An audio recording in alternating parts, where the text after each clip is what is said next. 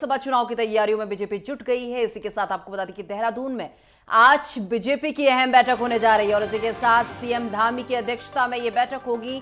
बैठक में आगे के कार्यक्रमों की रूपरेखा तैयार की जाएगी। प्रदेश प्रभारी दुष्यंत गौतम, सह प्रभारी रेखा वर्मा होंगी शामिल। मुख्यमंत्री पुष्कर सिंह धामी, सभी पूर्व मुख्यमंत्री होंगे शामिल।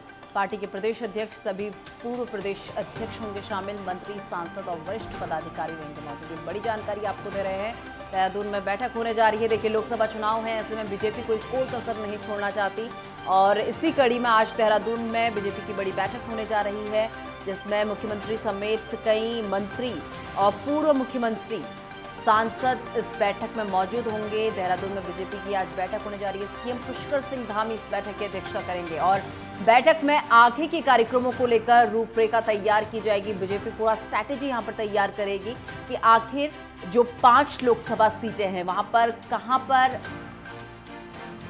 ज्यादा फोकस करने की जरूरत है, उसकी स्ट्रैटेजी इस बैठक में तैयार की जाएगी। मंत्री, सांसद, वरिष्ठ पदाधिकारी इसमें मौजूद रहेंगे। लोकसभा चुनाव की तैयारी में बीजेपी जुट गई है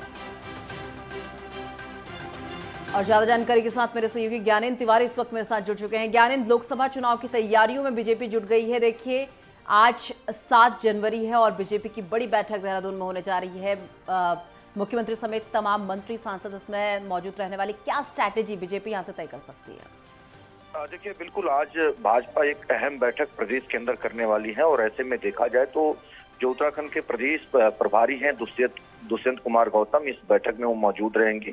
भाजपा के जो प्रदेश अध्यक्ष हैं महेंद्र भट्ट, उनकी अध्यक्षता रहेगी इन बैठकों की और इसमें प्रदेश के जो मुखिया हैं पुष्कर सिंह धामी, वो उपस्थित रहेंगे और इसके अलावा जो तमाम जो पदाधिकारी हैं उनको इसमें बुलाया गया है। और एक तरह से देखा जाए तो जिस प्रकार से कोर ग्रुप की जो बैठक होती है उसी की तर्ज पे ये लोकसभा चुनाव के मद्देनजर बैठक बुलाई गई है और इन बैठकों में आगामी जो कार्यक्रम तय किए गए हैं लोकसभा चुनाव के मद्देनजर, उस पे जहां फोकस रहने वाला है। इसके अलावा 5 लोकसभा सीटों की स्थिति क्या है, अगर हम देखें तो इस बैठकों में सांसदों को भी निमंत्रण दिया गया है।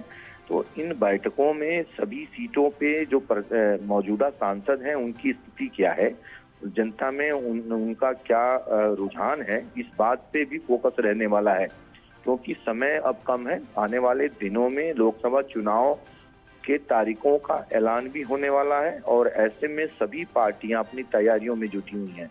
मौजूदा समय में अगर हम देखें तो भाजपा ने 2 बड़ी बैठकें यहाँ कर लिया है। एक बैठक पिछले दिनों देहरादून में हुआ था और दूसरी बैठक हमने देखा था कि उधम सिंह नगर में हुआ था। तो ऐसे में इन 2 बैठकों के जरिए प्रदेश के 5 लोकसभा सीटों की स्थिति को खंगालने की कोशिश भाजपा ने कर ली है और ऐसे में संभावनाएं हैं कि इस बार भाजपा अपने कई प्रत्याशियों को बदल सकती है। इन्हीं सभी मंथनों के लिए इन बैठकों को रखा गया है और इसमें प्रत्याशियों की स्थिति का आकलन किया जाएगा क्योंकि अगर हम देखें 2014 का जो लोकसभा चुनाव था, वहां जिन प्रत्याशियों को 5 सीटों पे उतारा गया था, फिर उन्हें रिपीट किया गया 2019 में। तो अब स्थिति बिल्कुल अलग है, हर क्षेत्र में स्थिति अलग है। बात अगर मैं अब विपक्ष की कर लूं तो विपक्ष के पास भी ऐसे कई मुद्दे हैं। देखिए, अंकिता हत्याकांड की अगर मैं बात करूं, उसके साथ भर्ती घोटाले की बात करूं या केदारनाथ के गर्भगृह की बात करूं, तमाम ऐसे मुद्दे रहने वाले हैं जो विपक्ष के पास हैं और कितना असर ये डाल सकते हैं। ये कोशिश विपक्षी पार्टियों की रही है। अगर हम देखें 2022 के भी विधानसभा का जो चुनाव था उत्तराखंड के अंदर, इन सभी मुद्दों को विपक्ष ने उठाने की कोशिश की, लेकिन मौजूदा समय में लोकसभा का चुनाव है।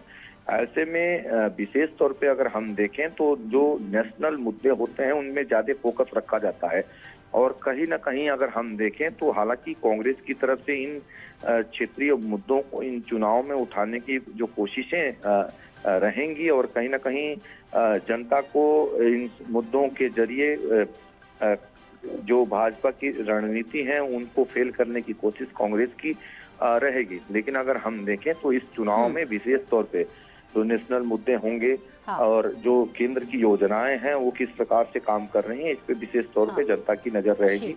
बहरहाल दोनों पार्टियों की वर्तमान में कोशिश है कि किसी भी प्रकार से सभी 5 लोकसभा सीटों पे अपनी जीत हासिल की जाए। लेकिन वही बात अब शीट शेयरिंग को लेकर मैं कर लूं तो शीट शेयरिंग क्या एक बड़ी चुनौती कांग्रेस के लिए यहाँ पर बन सकती है? देखिए, शीट शेयरिंग इसलिए बड़ी चुनौती क्योंकि 2004 की अगर मैं बात करूं तो 2004 में सपा हरिद्वार सीट से जीती थी। तो ऐसे में कहीं ना कहीं सपा की तरफ से हरिद्वार सीट की पेशकश की गई है।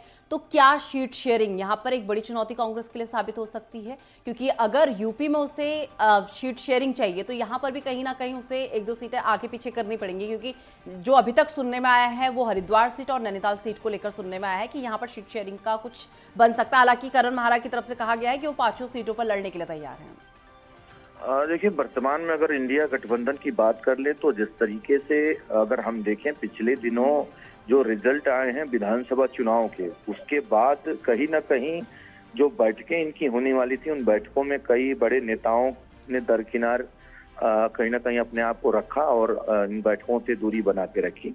अगर हम देखें तो अखिलेश यादव हमेशा से ये बात करते रहते थे कि उनको मध्य प्रदेश में उतनी सीटें मिलनी चाहिए और ऐसे में वो लगातार इस बात को रख रहे थे कि मध्य प्रदेश में उनको सीटें बढ़ा के गठबंधन के तहत दिया जाए।